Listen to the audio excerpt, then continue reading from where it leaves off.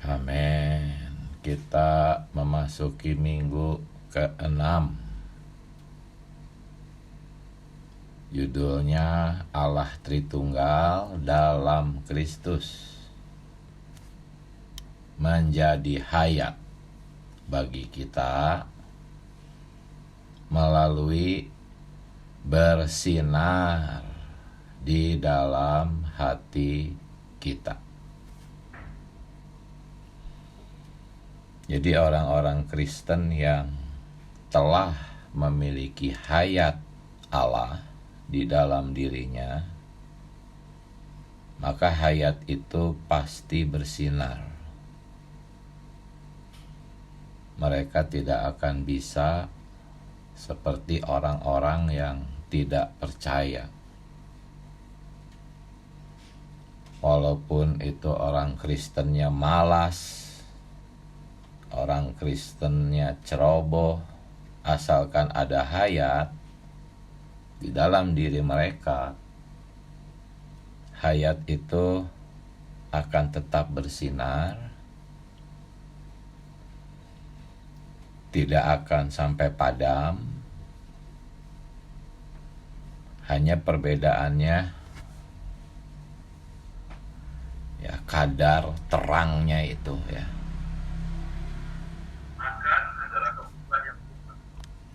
Nah, sekarang beban saya pagi ini tuh tentang sinar ini atau cahaya ini ya. Beban saya tuh tentang cahaya Injil, yaitu yang kita baca di hari pertama, Romawi yang pertama, 2 Korintus 4 ayat 4. Ya, yaitu orang-orang yang tidak percaya, yang pikirannya telah dibutakan oleh ilah zaman ini, sehingga mereka tidak melihat cahaya Injil. Nah, ini cahaya Injil ini yang menjadi beban berita pagi ini. Injil itu adalah sebuah cahaya.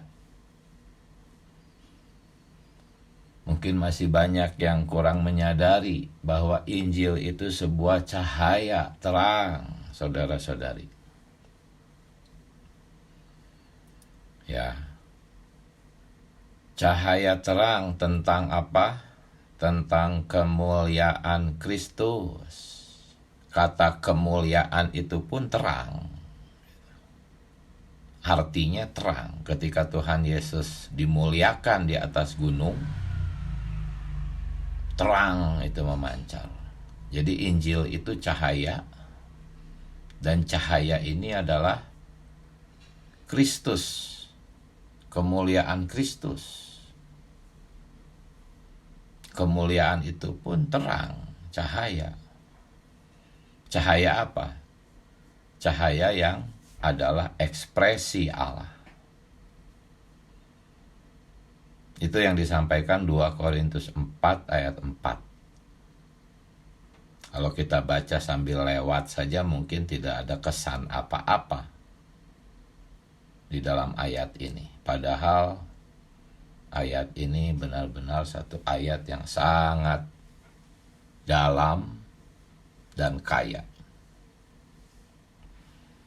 Nah, sebelum kita melihat ke cahaya ini, cahaya Injil, terlebih dahulu kita harus membaca ayat sebelumnya, yaitu ayat 3, yang memperlihatkan apa penyebabnya orang-orang tidak melihat cahaya Injil. Ketika Anda mendengarkan pemberitaan ministry firman atau Injil kerajaan, jikalau Anda melihat cahaya itu beda. Anda akan seperti terkesima gitu ya, seperti kena setrum gitu. Tapi kalau Anda yang ngantuk, biasa, nggak ada rasa apa-apa, nggak ada visi apa-apa ketika Anda mendengar atau membaca Injil, ya artinya Anda tidak melihat cahaya ya. Cahaya itu sesuatu yang memancar, yang membuat kita tuh terjaga, yang membuat pikiran kita tuh terang. Nah, kenapa orang-orang tidak melihat cahaya ini? Acuh tak acuh, tidak seperti tidak mendapatkan apa-apa. Sidang ya sidang, rajin, ibadah, luaran. Tapi sepertinya nggak dapat apa-apa gitu. Nggak ada apresiasi apa-apa terhadap pemulihan Tuhan. Biasa aja gitu. Nah, itu karena akibat tidak melihat cahaya. Kalau melihat cahaya itu pasti terhenyak gitu, terkesima gitu, berubah, karena terang itu mengubah pikiran. Yang usang-usang pasti disingkirkan, berubah, konsepnya berubah, visinya semakin jelas melihat ekonomi Allah. Sungguh sayang sekali, banyak orang Kristen, ya khususnya di tengah-tengah kita, ya seperti pakai kacamata yang super gelap gitu ya. Mereka berada di sebuah ruangan yang penuh dengan cahaya, tapi kacamatanya udah super gelap sehingga mereka berjalan meraba-raba. Padahal ruangannya itu penuh dengan cahaya. Nah, kenapa? Karena di dalam ayat yang ketiga, ayat sebelumnya itu, ya ada satu kata, selubung atau tertutup. Teks aslinya tuh terselubung, yaitu tertutup oleh karena ada satu selubung. Jadi cahayanya tertutup karena ada satu selubung. Ruangannya sih udah terang gitu, tetapi ada selubung. Nah, saudara-saudari, apakah pemberitaan Injil? Pemberitaan Injil yang sejati adalah membuka selubung. Bukan sekedar mengajar, bukan sekedar menguraikan. Ya, mengajar, menguraikan firman itu cukup latihan bisa. Sungguh-sungguh belajar bisa, tetapi membuka selubung itu perlu kerjasama dengan Tuhan, perlu bersatu dengan Tuhan, perlu roh perbauran, yaitu dua roh menjadi satu dengan Tuhan. Karena ini bukan skill manusia kalau membuka selubung tuh. Kalau sekedar memberitakan Injil, mengajar, menguraikan, semua bisa belajar. Memberitakan Injil itu membuka selubung supaya cahayanya bisa masuk ke dalam orang itu. Nah, selubung-selubung di sini itu adalah konsepsi-konsepsi yang usang, yang sudah dimiliki oleh orang-orang itu sebelumnya. Orang-orang tuh semuanya sudah punya konsepsi yang ditanamkan sejak mereka kecil, tergantung lingkungannya, orang tuanya, keluarganya, pendidikannya, latar belakangnya. Nah, itu merupakan selubung konsepsi-konsepsi yang lama. Bisa jadi itu berupa filsafat, agama, bisa juga tradisi-tradisi itu mempengaruhi ya selubung-selubung setiap jenis orang. Ketika memberitakan Injil, kita harus memahami jenis-jenis selubung apa yang menguasai orang yang kita beritakan.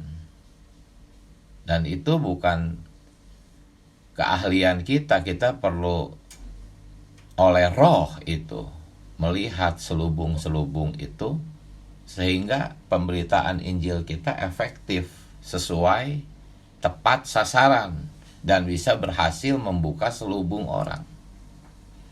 Tetapi apapun selubungnya itu, umumnya terutama itu adalah selubung-selubung konsepsi kebaikan yang berasal dari pohon pengetahuan baik dan jahat. Saya pernah membagikan bahwa barang dagangan si iblis itu barang-barang yang baik. Bahwa barang-barang yang jahat, buruk itu hanya pelengkap aja supaya yang baiknya laku. Nah, kebanyakan selubung-selubung yang menguasai pemikiran orang sehingga orang tidak bisa melihat cahaya Injil itu adalah selubung-selubung berupa kebaikan dari pohon itu, bukan yang jahat. Di dalam pohon itu ada dua unsur, unsur yang baik dan unsur yang jahat. Nah, khususnya yang unsur yang baiknya ini, konsepsi-konsepsi yang baik. Filsafat itu penuh dengan kebaikan, agama itu penuh dengan kebaikan. Tidak ada tradisi dan kebudayaan yang buruk, nggak ada. Kalaupun ada, lama-lama akan lenyap gitu.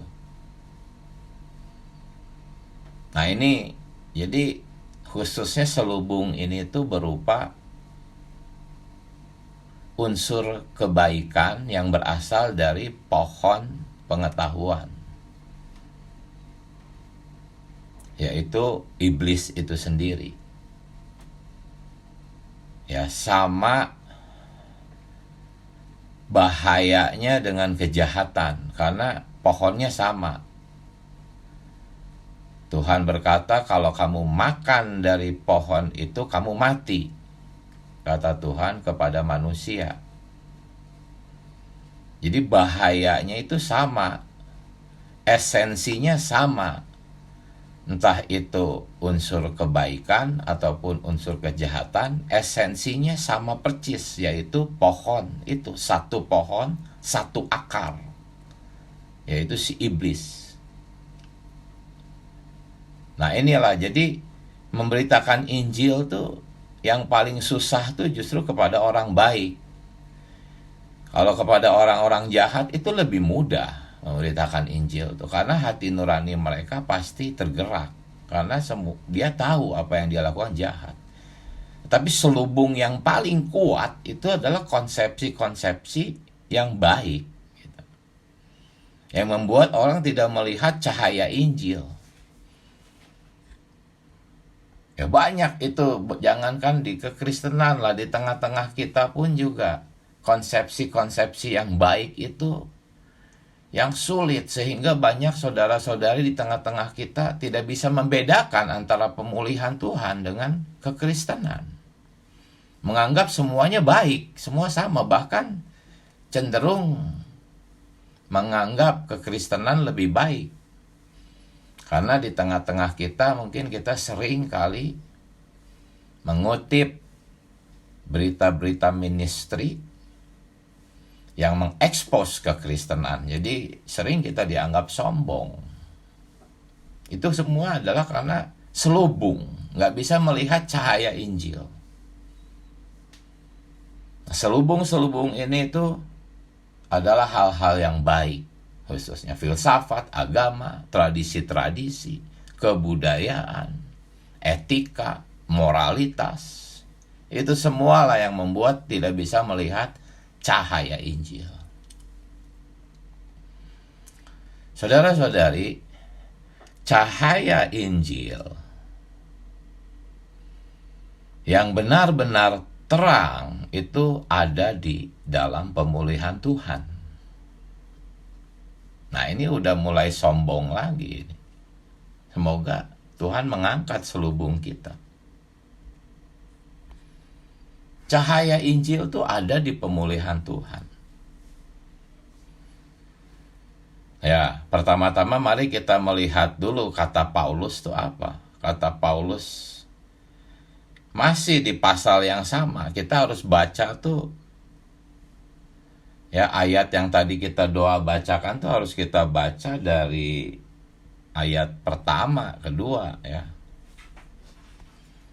Kita nanti bandingkan coba ya Injil yang kita beritakan di pemulihan Tuhan dengan Injilnya Paulus di ayat 2. Coba kita lihat. Di sana dikatakan kami ya dan seterusnya tidak memalsukan firman Allah. Sebaliknya kami menyatakan kebenaran. Saudara-saudari, di pemulihan Tuhan ya, kita tidak memalsukan firman Allah. Di pemulihan Tuhan kita menyajikan kebenaran yang murni. Itulah satu cahaya yang terang. Sebab kalau kebenarannya tidak murni, nggak bisa bercahaya. Nah, tadi di ayat 2 tadi tuh kata memalsukan itu teks Yunaninya itu bukan berarti 100% palsu gitu. Misalnya logamnya tembaga tapi disepuh jadi kuning. Nah, itu 100% palsu. Tetapi kata memalsukan di sini bukan 100% palsu makna dari teks Yunaninya. Dan menurut pelajaran hayatnya juga menerangkan sedemikian. Melainkan kata memalsukan di sini tuh adalah kualitas yang sangat rendah. Akibat apa? Akibat percampuran. Jadi tidak 100% palsu. Ada firman Allahnya, tetapi lebih banyak campurannya. Ya, misalnya wine yang asli itu kan sangat mahal. Minuman anggur, wine itu yang asli itu. Nah, banyak orang memalsukan, yaitu dengan mencampurkannya dengan anggur yang kualitas rendah. Gitu. Sama seperti emas. Ya, mungkin emas bahannya kadarnya hanya sedikit, ya 10%, 18% mungkin.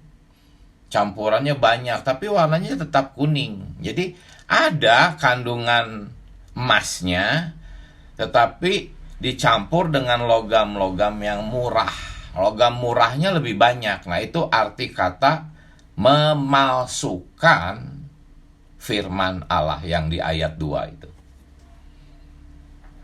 Nah, Injil Paulus itu Injil yang murni, sehingga cahayanya itu cahaya terang. Bercahaya Injilnya gitu. Tapi kalau Injilnya kualitasnya rendah karena banyak bercampur, itu tidak akan bercahaya. Saudara-saudari yang pernah ada di kekristenan, apalagi menuntut, ingin tahu kebenaran, kemudian berpaling ke pemulihan Tuhan, bisa merasakan ini. Bahwa di tengah-tengah kita di pemulihan Tuhan itu penuh dengan terang. Ya. Ruangannya tuh terang benderang. Asalkan jangan pakai kacamata yang gelap gitu. Jangan ada selubung. banyak saudara-saudari bisa bersaksi di pemulihan Tuhan benar-benar penuh dengan Injil yang terang. Tetapi di kekristenan kita bisa tahu bercampur ya, antara hal-hal yang kekal, hal-hal yang surgawi, hal-hal yang di atas, itu campur dengan hal-hal yang di bawah. Hal-hal surgawi bercampur dengan hal-hal bumiah.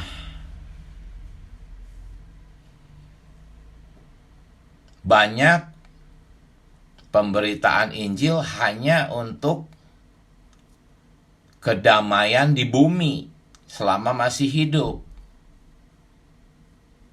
Kepentingan-kepentingan kehidupan kita di bumi. Bagaimana kita menempuh sisa umur kita di bumi. Tetapi yang kita dengar di pemulihan Tuhan adalah Injil kekal. Injil bukan Injil kekal, Injil ekonomi Allah yang kekal. Yaitu hayat yang kekal itu. Karena di alam semesta ini hanya hayat Allah yang kekal. Nah, kalau kita tidak memberitakan tentang hayat Allah ini, yaitu Kristus yang menjadi gereja, Kristus dan gereja, maka bisa-bisa percampuran. Kita memberitakan tentang bagaimana orang supaya bisa hidup dengan baik di bumi, gitu. Padahal sasaran kita adalah kerajaan 1000 tahun. Bagaimana kita bisa masuk ke sana? Tetapi perkara kerajaan 1000 tahun pun tertutup. Orang banyak hanya memperhatikan perkara-perkara bagaimana hidup di bumi dengan baik. Nah, Tuhan menolong kita, Tuhan memberi kasih karunia dan sebagainya, tapi campur aduk. Sedangkan Injil di dalam pemulihan Tuhan tuh murni hanya tentang Kristus, hayat yang kekal, ya, adalah gereja. Itu semua bukan perkara-perkara bagaimana kita hidup dengan baik di bumi, tetapi itu perkara kekekalan. Ya, saya banyak membuang waktu untuk menjelaskan, ya, bukan membuang, tapi mengeluarkan waktu, menggunakan waktu untuk menjelaskan mengenai cahaya itu, ya, saudara-saudari. Dari tadi saya sedang berbicara tentang Injil yang memancarkan cahaya. Nah, cahaya ini di dalam ayat yang kedua itu masuk ke hati nurani orang, gitu. Ya, kami menyatakan kebenaran untuk dipertimbangkan oleh hati nurani semua orang. Kalau di teks aslinya itu ada kata hati nurani. Kalau kita memberitakan Injil yang murni, yang benar-benar hanya menyampaikan maksud dan hasrat hati Allah, ekonomi Allah, tentang hayat, tentang penyaluran hayat yang akhirnya tersusun menjadi gereja, maka hati nurani orang tuh akan terjamah, saudara-saudari.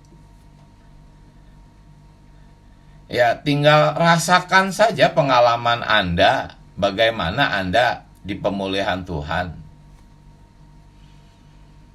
Ya, mendengarkan, membaca berita-berita ministry, mendengarkan persekutuan firman. Kita semua banyak yang bisa bersaksi bahwa hati nurani kita terjamah. Kita bisa mulai membedakan. Kata cahaya di dalam ayat 4 itu menurut teks Yunaninya itu mengandung arti membedakan dengan jelas. Semoga Anda dan saya menjadi orang-orang yang demikian, yaitu ketika duduk dalam sidang, mendengarkan berita, ikut sidang-sidang, menuntut, semoga Anda bisa membedakan dengan jelas. Karena arti kata cahaya, menurut teks Yunaninya itu berarti membedakan dengan jelas.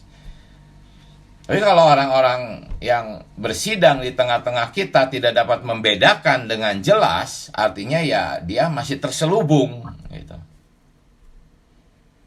Tapi semoga ya saudara-saudari semua di sini dan saya, kita menjadi orang-orang yang menerima cahaya Injil, bisa membedakan dengan jelas antara Injil yang berisi murni kehendak hati Allah dan Injil yang berisi dengan kepentingan alamiah manusia,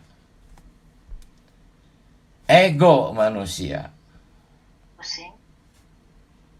Ya. Saudara-saudari, ketika Paulus memberitakan Injil sejak abad pertama, orang-orang tertentu ya yang disebut dengan pemberita-pemberita Injil zaman itu memalsukan firman Allah itu dengan cara yang tadi mencampurkannya. Ya, mereka menambahkan hal-hal yang rendah gitu. Tujuan-tujuan yang rendah. Keinginan-keinginan yang berasal dari hawa nafsu dicampurkan dengan firman Allah. Mereka menggunakan ayat-ayat, saat itu masih perjanjian lama mungkin. Ya, sehingga tidak bercahaya, hati nurani orang tidak bisa berfungsi. Penuh dengan kepalsuan yang sedemikian. Hari ini pun juga sama, saudara-saudari. Banyak sekali khotbah-khotbah, pengajaran-pengajaran, ya, mengandung firman Allah, menggunakan ayat-ayat Alkitab, tetapi bercampur dengan hal-hal yang rendah, yang bersifat bumiah, kepentingan-kepentingan yang sementara, hanya untuk kehidupan di bumi saja. Tidak memikirkan, tidak memberitakan tentang zaman yang akan datang, kekekalan, hayat yang kekal itu khususnya. Nah ini, sehingga inilah dasarnya mengapa saya tadi mengatakan di dalam pemulihan Tuhan, kita memiliki Injil yang bercahaya. Walaupun sudah dijelaskan sedemikian, tetap saudara-saudari, orang-orang yang masih mengenakan selubung tidak akan dapat melihat perkara ini. Oh Tuhan Yesus, contoh Injil kita di dalam pemulihan Tuhan itu adalah satu buklet kecil yang berjudul Rahasia Hidup Manusia. Saudara-saudari harus punya buku ini, Rahasia Hidup Manusia, dan dihafalkan, dituntut, ya, bisa tersusun ke dalam diri kita. Di dalamnya ada cahaya Injil, saudara-saudari. Buku kecil ini telah menyelamatkan entah puluhan ribu atau jutaan orang. Saya mendengar kesaksiannya ketika saudara-saudari kita meluas ke Rusia saat itu. Buku ini benar-benar efektif karena ada cahaya yang kuat, saudara-saudari. Di sana ada tentang sasaran Allah dan menyingkapkan kondisi bumi, dunia. Ya, ini contoh Injil. rahasia hidup manusia itu. Ya, saudara-saudari coba susunkan kebenaran itu ke dalam diri kita semua. Supaya pemberitaan Injil kita bercahaya ke dalam hati nurani orang-orang, ya. Jadi sekali lagi, Injil kita tuh bercahaya, tetapi walaupun bercahaya, tetap akan tertutup bagi orang-orang yang mengenakan selubung. Ya. Bagi siapa? Kalau kita baca garis besarnya di hari pertama, poin 1D, ya, bahwa melalui penyaluran hayat dan sifat Allah ke dalam Kristus, ke dalam siapa? Ke dalam umat pilihan Allah. Jadi memang Allah hanya membuka tutup selubung umat pilihan Allah, ya. Kita pernah membahas ini dalam sesi-sesi tertentu, bahwa orang-orang yang bukan pilihan tetap dibiarkan terselubung, ya.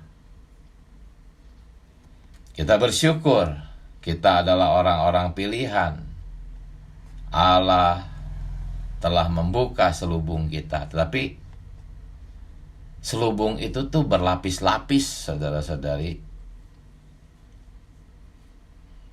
Jadi walaupun kita sudah mengalami Allah membuka selubung, masih banyak lapisan-lapisannya yang masih terus harus dibuka. Ya, walaupun orang-orang non-pilihan tidak akan dibuka selubungnya, tetapi tidak boleh mengendorkan kita untuk memberitakan Injil, karena kita tidak tahu. Tidak boleh kita menebak-nebak, tidak boleh kita menerka-nerka apakah orang itu pilihan atau non-pilihan. Tidak boleh, kita tidak akan tahu.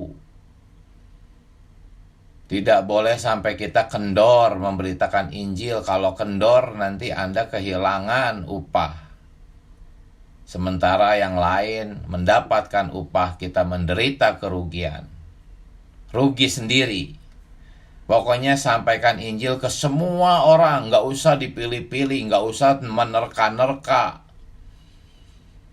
Nggak usah sok tahu bahwa orang yang sedang mendengarkan Injil tuh bahwa itu non pilihan. Nggak bisa tahu kita. Beritakan saja.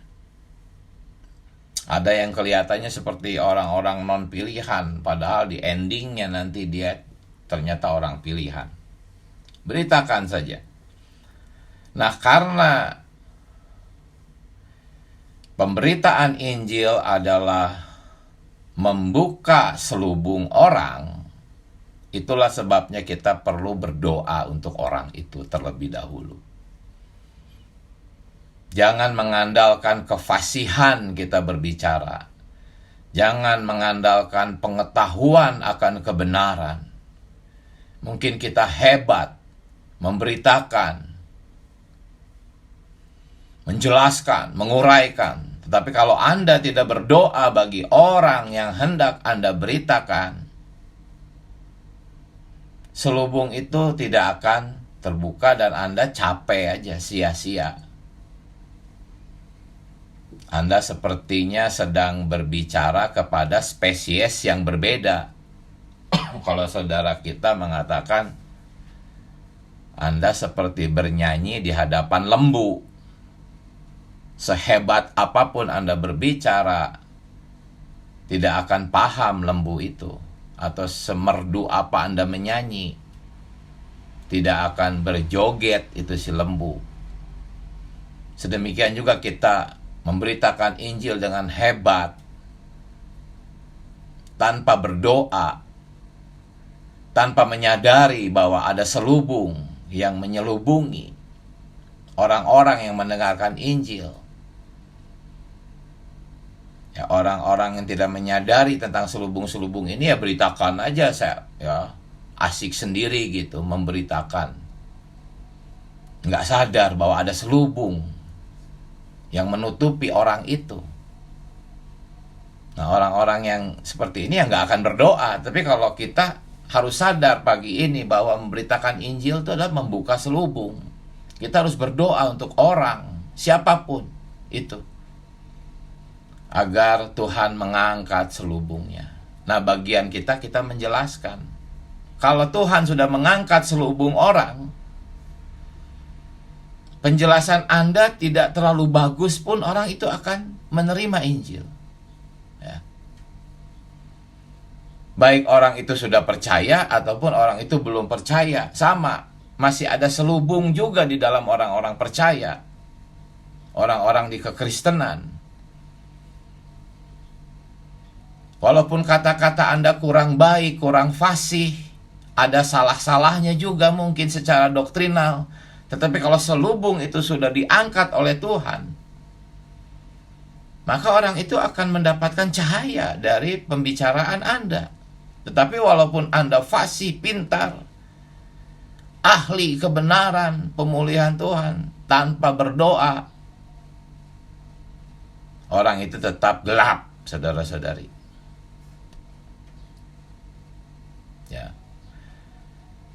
Ya, saya memang ini banyak berfokus di berita yang pertama ini. Ini masih tentang berita yang pertama. Kalau di pelajaran hayat 2 Korintus, berita yang ke-9, saudara-saudari, selubung itu seperti tutup lensa gitu, pada sebuah kamera. Ya, walaupun kamera itu digunakan di siang hari, cahayanya terang benderang, tetapi ya tetap gelap karena tutup lensanya belum dibuka gitu. Hanya bedanya kalau ilustrasi kamera tutup lensanya hanya satu. Tetapi kalau pada kenyataan selubung yang menyelubungi manusia itu berlapis-lapis. Tetapi maksud saudara kita di dalam pelajaran hayat 2 Korintus ini ingin menjelaskan bahwa tutup lensa itu adalah pikiran. Ya.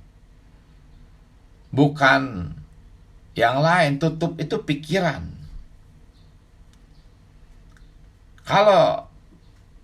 Jadi pikiran orang harus dibuka dulu,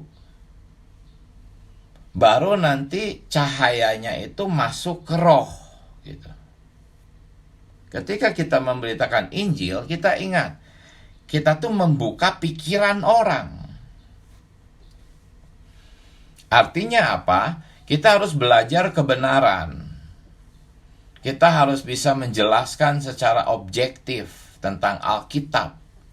Karena kita sedang berurusan dengan pikiran orang. Tutup itu tuh pikiran. Ketika pikiran orang terbuka, maka gambar itu akan tercetak. Kalau zaman dulu tuh masih pakai raw film kan di dalam kamera. Kalau pikirannya sudah terbuka, maka gambar Kristus itu akan tercetak di si raw film itu. Masuk, tercetak. Sehingga orang sudah tidak bisa lagi kembali ke keadaan sebelum mendengar Injil dari Anda tadi. Kalau Anda berhasil membuka pikiran orang, maka Kristus sebagai gambar Allah tercetak di dalam batinnya, yang digambarkan seperti roll film itu. Betapa luar biasanya makna dari pemberitaan Injil ini. Ini bukan sekedar mengajar doktrin atau teologi yang hanya ada di pikiran orang yang bisa dicuri oleh si iblis. Tapi kalau udah tercetak di dalam roh orang, nggak bisa dicuri lagi itu oleh si iblis. Saudara-saudari, di dalam pemulihan Tuhan, kita tuh sedang mempraktekkan ini. Pekerjaan fotografi rohani, fotografi surgawi, yang sedang menyalurkan Kristus masuk ke dalam orang, tercetak di dalam orang. Itu pemberitaan Injil kita di dalam pemulihan Tuhan. Jikalau setelah mendengar tentang cahaya Injil ini, pemberitaan Injil yang bercahaya, oh, sungguh kita merasa, Tuhan Yesus, aku tidak mampu, Tuhan. Aku harus tinggal terus bersama roh perbauran, terus hidup di dalam roh perbauran. Hanya Engkau yang mampu membuka pikiran orang, menyalurkan cahaya Injil masuk ke dalam hati orang. Bahkan sebelum ke orang lain, saya dulu, Tuhan. Jangan merasa kita ini sudah hebat, kita ini masih perlu terus-menerus diterangi di hati kita. Terang batinnya. Karena itu pertama-tama kita berdoa itu ya untuk diri kita sendiri dulu. Tuhan tolong, Tuhan angkat selubung-selubungku, Tuhan. Terangi, soroti, hakimi aku. Konsepsi-konsepsiku yang usang. Oh Tuhan, ampuni aku merasa sudah menjadi saudara-saudari yang berbobot. Ampuni saya, Tuhan. Saya merasa sudah memiliki banyak hayat. Oh Tuhan, ampuni. Semua pemikiran-pemikiran yang merasa diri sudah lebih hebat, lebih bagus dari yang lain, itu buang. Mohon Tuhan hakimi. Itu semua bisa jadi selubung. Oh Tuhan Yesus, hanya Tuhan yang dapat mengalahkan ilah zaman ini. Ilah-ilah zaman ini, berhala-berhala kita. Coba bayangkan, ada nggak satu dua hal, entah itu benda, atau satu perkara, atau seseorang yang menjadi berhala Anda. Itu ilah zaman. Yang menjadi selubung. Tuhan, aku mempersembahkan diriku sekarang, Tuhan. Rebut berhala-berhalaku, Tuhan. Jangan berdoa, Tuhan tolong saya menyerahkan berhala saya. Jangan. Lebih baik berdoanya, Tuhan rebut saja, walaupun saya belum menyerahkannya. Berani nggak seperti itu? Anda sadar kok pasti apa yang sedang Anda kasihi selain Kristus. Mungkin Anda mengasihi seseorang, atau mengasihi sesuatu, kegemaran, atau Anda mengasihi tubuh Anda yang sehat, sehingga kesehatan itu menjadi satu berhala bagi Anda untuk menikmati dunia, atau ada seseorang yang Anda kasihi. Oh Tuhan Yesus, tolong angkat semua faktor-faktor yang menyelubungi aku. Buang Tuhan semuanya. Mungkin itu konsepsi-konsepsimu yang usang. Tuhan, tanggulangi aku, Tuhan. Agar setiap kali membaca firman, aku mendapatkan hal yang baru. Tidak mempertahankan konsepsi yang usang. Aku hanya ingin menyembah Engkau. Aku tidak mau menyembah apapun. Aku tidak mau seperti orang-orang yang tidak percaya, Tuhan.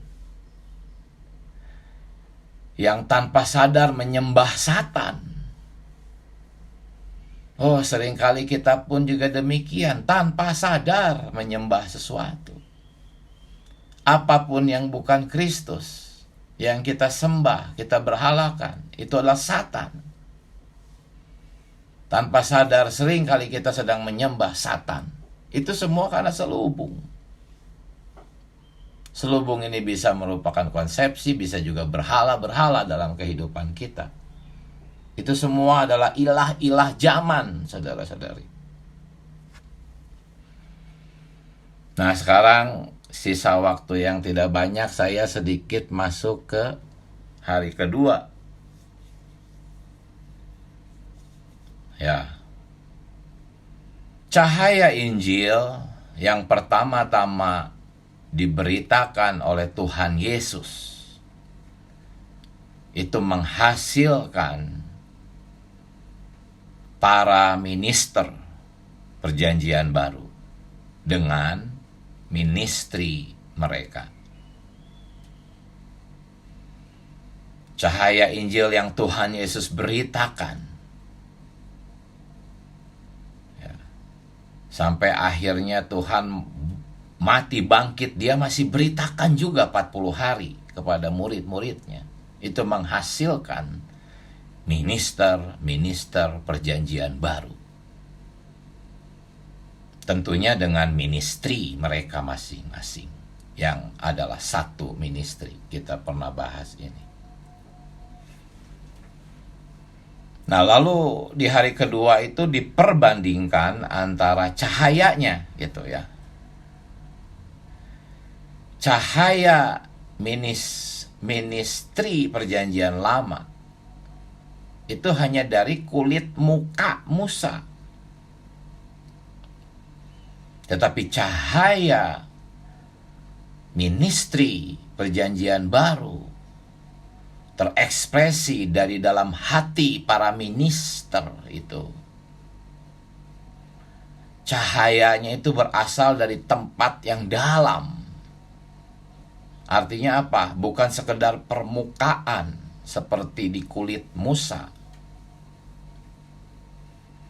Perjanjian lama itu memang sifatnya permukaan gitu. Saya pernah memberitakan, perjanjian lama tuh hanya gambar-gambar di permukaan. Tetapi perjanjian baru itu sesuatu yang dalam dan batin ya. Contohnya lah, ya, ayat yang kita doa bacakan ya di hari yang tadi dan yang kemarin, khususnya yang tadi ayat ke-6. Ini ayat yang sangat dalam, saudara-saudari. Kalau Anda tidak bersandar kepada roh itu, tidak mungkin Anda bisa melihat cahaya ini. Di ayat yang ke-6, 2 Korintus 4, coba baca. Ya, bahwa Allah tuh membuat terangnya bercahaya di hati kita, supaya kita beroleh terang. Ya. Terang dari apa? Dari pengetahuan. Jadi terang ini adalah pengetahuan. Pengetahuan tentang apa? Kemuliaan Allah. Nah, di satu sisi, terang ini memang sebuah pengetahuan. Pengetahuan tentang kemuliaan Allah. Ada banyak pemberitaan Injil yang tentang kemuliaan manusia. Pendetanya aja yang dipuji, yang dihebat-hebatin itu. Organisasinya aja yang ditinggikan. Itu adalah bukan kemuliaan Allah.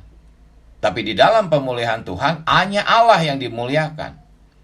Karena kita hanya berpatokan kepada hasrat hati Allah. Hanya hasrat hati Allah yang terpenting. Kemuliaan ini, kemarin kita lihat, ditempatkan di sisi kanan. Hanya ini.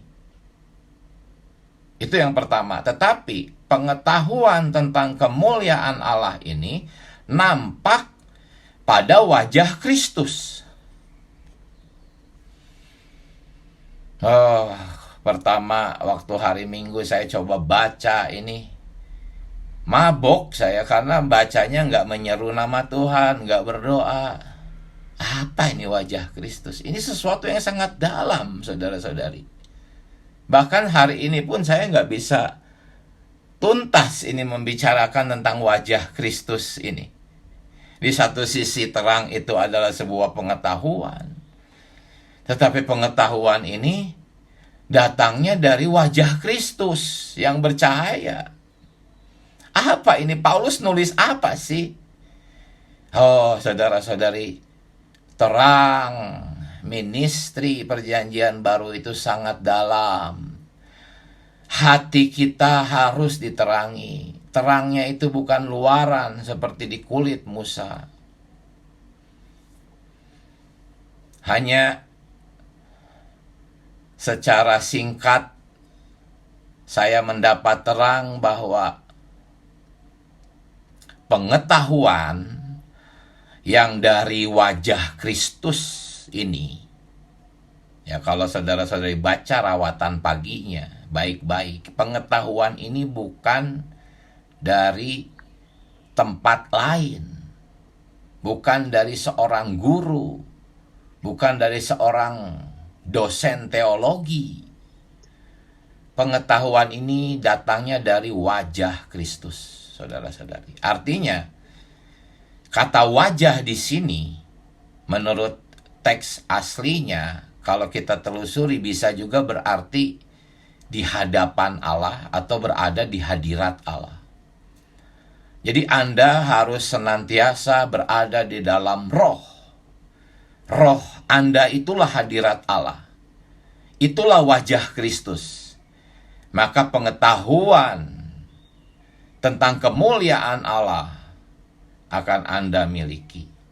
Pengetahuan ini ya dari wajah Kristus. Ini bukan tentang teologi, ini bukan tentang doktrin, ini bukan tentang ajaran. Ini adalah satu persona. Dengan kata lain, pengetahuan ini adalah satu persona. Coba, orang-orang yang tidak di dalam roh pasti mabuk gitu dengar kalimat ini. Pengetahuan itu adalah satu persona. Bagaimana Anda bisa memahami ini semua? Anda harus senantiasa berada di hadapan wajah Kristus.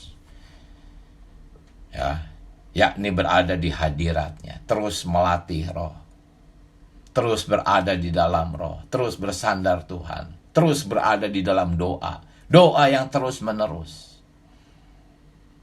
doa bagi gereja, doa bagi saudara-saudari, doa bagi sasaran Injil, terus. Maka pemberitaan Injil Anda, walaupun Anda kurang fasih, bicaranya juga mungkin ada salah-salah, tetap akan bercahaya. Ya. Pertama-tama cahaya ini menjenuhi kita. Kemudian cahaya ini menerangi hati orang lain. Tutup di pikirannya itu bisa dicabut. Sehingga cahaya itu masuk ke dalam roh mereka. Oh, saudara-saudari, mohon maaf. Saya menghabiskan waktu. Nah, mungkin nanti saudara-saudari bisa berbagi nikmat di sidang-sidang yang lain. Mari kita menyeru nama Tuhan. Tuhan Yesus.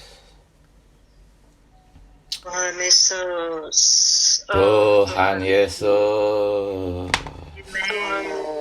Terima kasih Tuhan, Engkau menjadi hayat kami. Oh, hayat itulah sinarnya Tuhan. Tetapi Tuhan masih banyak selubung di pikiran. Sinar di dalam diri kami mungkin masih kecil, masih redup. Perlu terus-menerus semakin terang benderang, Tuhan. Ya Tuhan.